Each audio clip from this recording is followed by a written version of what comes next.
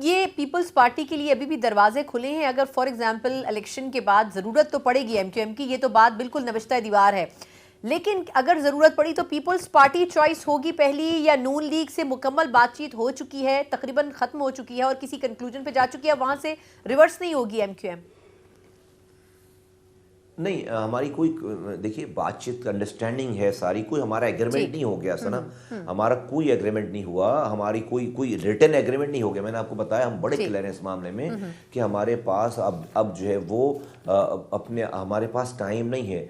हमने लोग और पाकिस्तान के पास टाइम नहीं है। लोगों के हालात बहुत ख़राब हो गए हैं। अगर आप इख्तियारात और वसाइल नीचे नहीं देंगे तो आप छोटे छोटे ग्रुप्स बनेंगे जो कि रियासत के लिए ठीक नहीं है। तो ये जो डेस्पेंडेंसी है, इससे जिससे मुल्क को तबाही बर्बादी हो रही है, इसका कोई और हल नहीं है कि आप इख्तियारात और वसाइल नीचे दें। आइन के मुताबिक इसमें आइनी तरामीम बहुत ज़रूरी है। जो पार्टी इसके अंदर खुले दिल से इसके ऊपर काम करने के लिए तैयार है, हमारी जो है वो उसके साथ जो है वो दोस्ती आपको नज़र आएगी, उसके साथ अंडरस्टैंडिंग नज़र आएगी। अब तक PMLN इसके ऊपर बहुत ज़्यादा वोकल है, बहुत ज़्यादा बात कर रही है, बंद कमरों में भी बात कर रही है और बाहर भी बात कर रही है।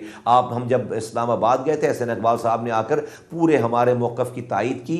उनके साहबजादे हैं अहमद इकबाल साहब, जो कि उनकी तरफ से लोकल गवर्नमेंट की जो कमेटी है आइनी मंशूर, उसके वो हेड हैं, वो MP भी रह चुके हैं और वो एक इम्पॉर्टेंट रोल है। तो PMLN में बहुत अंडरस्टैंडिंग है हमारे इन तमाम मुतालबात की। तो मैं समझता हूं कि अगर वो पहल करेंगे तो उनके लिए अच्छा और MK में एक अच्छी पार्टनर। बिल्कुल ठीक, बिल्कुल। मुस्तफा भाई, एक सवाल है, आपने कल ये पॉइंट रेज किया था, आपने कहा कि पीपल्स पार्टी को MQM की जरूरत पड़ेगी। बात तो दुरुस्त है, नून लीग को भी ये रियलाइजेशन है कि अगर हुकूमत बनानी पड़ी तो MQM की ज़रूरत पड़ेगी। तो एक तो ये कि जब MQM अपने मुतालबात जो जेन्युइनली शहरियों के लिए होते हैं जब वो सामने रखती है तो उस वक्त तो बैकआउट कर जाती हैं हुकूमतें। पीपल्स पार्टी और जरदारी साहब अपना रसूख इस्तेमाल करके उस वक्त की हुकूमतों को बैकफुट पर ले जाते हैं।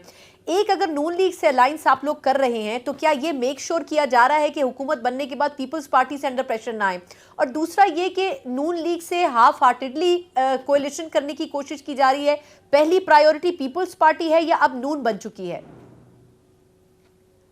देखिए, हमारी प्रायोरिटी जो है ना, हमारा एजेंडा है सना, और हमने उसको बहुत ही बिल्कुल खुलेआम ये बात कर दी है कि ये जो 3 आईनी तरामीम हैं वो जो भी हमारी सपोर्ट करेगा, और हम इसको पाकिस्तान के लिए आब हयात समझते हैं। पाकिस्तान को बचना और अगर चलना है, आगे बढ़ना है, तो आपको इख्तियारात और वसाइल जो कि वज़ीर आला हाउस में 18वीं तरमीम के बाद सूबाई खुद मुख्तारी के नाम पर आकर पार्क हो गए हैं, पैसे सारे इख्तियारात पार्क हो गए, इसको आपको निकाल कर पाकिस्तान के डिस्ट्रिक्ट्स में, पाकिस्तान के ताल्लुकों में, पाकिस्तान की यूनियन काउंसिल में लोगों के डोर स्टेप पे लेकर जाना पड़ेगा। वरना इस निज़ाम के तहत पाकिस्तान नहीं बच रहा, नहीं चल रहा। ये 18वीं तरमीम जो सूबाई खुद मुख्तारी के नाम पर ली गई, ये साबित हो गया कि सूबे खुद मुख्तार होने से पाकिस्तान के लोगों को कोई फ़ायदा नहीं हुआ।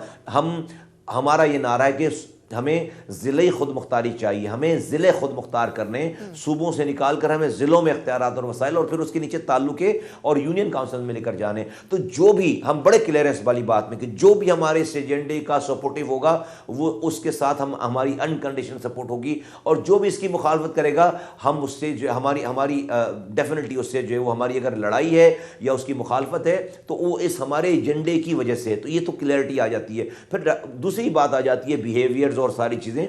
पीपल्स पार्टी कल को हम देखें, हमारे पास तो हम तो कैंडिडेट नहीं है वज़ीर आज़म के, पीपल्स पार्टी कैंडिडेट है वज़ीर आज़म, बिलावल भुट्टो कैंडिडेट हैं और नवाज शरीफ साहब, शहबाज शरीफ साहब PMLN कैंडिडेट है। हमारा ये हम ये समझते हैं द पॉलिटिकल स्टूडेंट कि पाकिस्तान में किसी के पास अब एब्सोल्यूट मेजॉरिटी नहीं आने वाली। आपको फ्रेगमेंटेड यहाँ पर मैंडेट आएगा। उस फ्रेगमेंटेड मैंडेट में MQM इंशाअल्लाह ताला अगर अपनी सीटों पर वापस जाती है 2013 में, तो हम एक बहुत बड़ा चंक होगा हमारे पास। हमारे बगैर नहीं बन सकती हुकूमत, नहीं चल सकती हुकूमत, और MQM एक बहुत इंटीग्रल पार्ट है।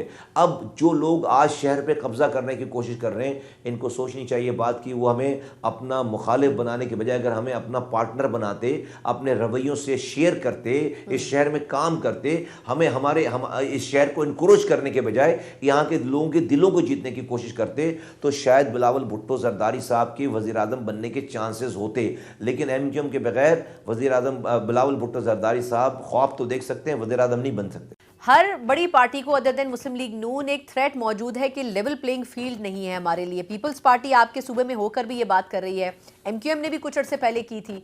इस मर्तबा जब इलेक्शन होंगे तो इलेक्शन मैनेजमेंट सिस्टम का एक पूरा सेटअप है जो मुतारिफ कराया जा रहा है, जिस तरह 2018 में आरटीएस मुतारिफ करवाया गया था।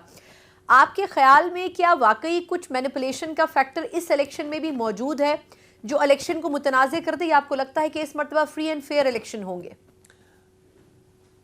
नहीं, देखिए, हम तो बहुत पहले से कहते चले आ रहे हैं, रिकॉर्ड पे सारी चीज़ें हैं। अब से चंद हफ्ते पहले तो पीपल्स पार्टी के कारकुन जियाले जो है वो बल्कि उससे भी बढ़कर एजाज चौहान सिंध के चीफ इलेक्शन कमिश्नर लगे हुए थे। अभी भी एक जियाले जो है वहाँ बैठे हुए हैं फेडरल इलेक्शन कमीशन में, दुरानी साहब बैठे हुए हैं, जिन्होंने सारी जो है वो हल्का बंदियाँ टोटल मनोवन पीपल्स पार्टी के एन मुताबिक जो उन्होंने लिख कर दिया होगा। और हमने जो जो जायज़ बात की, हमारी सारी जायज़ बातों को उन्होंने जो रद्दी की टोकरी में डाल दिया, गलत कर सामने बैठकर एक्सेप्ट करते हैं, जब ऑर्डर आता है तो वो नहीं करते।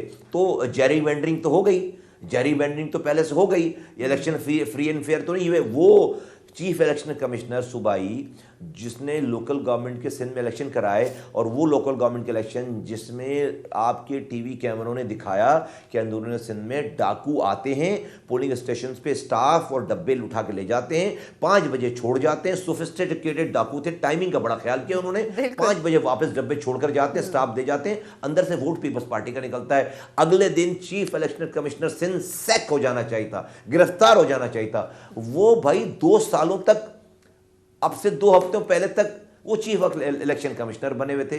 तो कैसा फ्री एंड फेयर? हमें तो level playing field Peoples Party से चाहिए।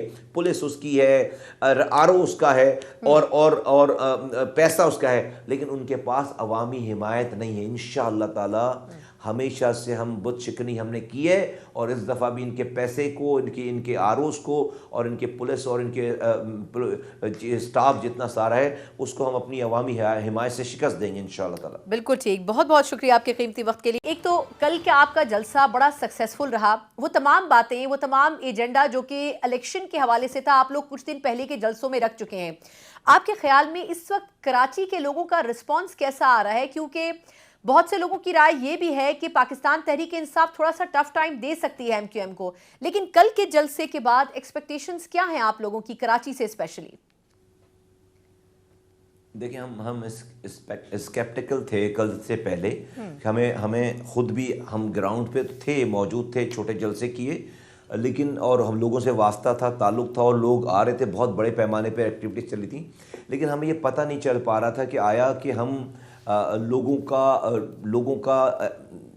किसी इवेंट के ऊपर मूड क्या होगा। कल का जलसा हमने अपनी तरफ से ये रखा है कि भाई कल का जलसा हमारे लिए इलेक्शन डे है, और कल के जलसे में लोगों ने, कराची के लोगों ने जिस तरीके से, पूरी कराची से लोगों ने शिरकत की है, और जिस तरह से फैमिलीज़ ने शिरकत की, और जितना बड़ा ये क्राउड बन गया कि जो लोग हैं, अनबिलीवेबल, हमारे लिए, मेरे लिए तो बहुत ही बड़ा सरप्राइज़ था। तो उसके बाद मैं कह सकता हूँ कि कराची के लोगों ने 8 फरवरी के लिए अपना फ़ैसला दे दिया है। इंशाअल्लाह ताला एमक्यूएम अपनी 2013 की पोजीशन पे बिल्कुल वापस जाएगी, और पहले से ज़्यादा मजबूत और मुतहरिक, और पहले से ज़्यादा मुनज़्ज़म आपको ये पार्टी और इसका मैंडेट आपको नज़र आएगा। तो मैं बहुत कॉन्फिडेंट हूँ इस हवाले से।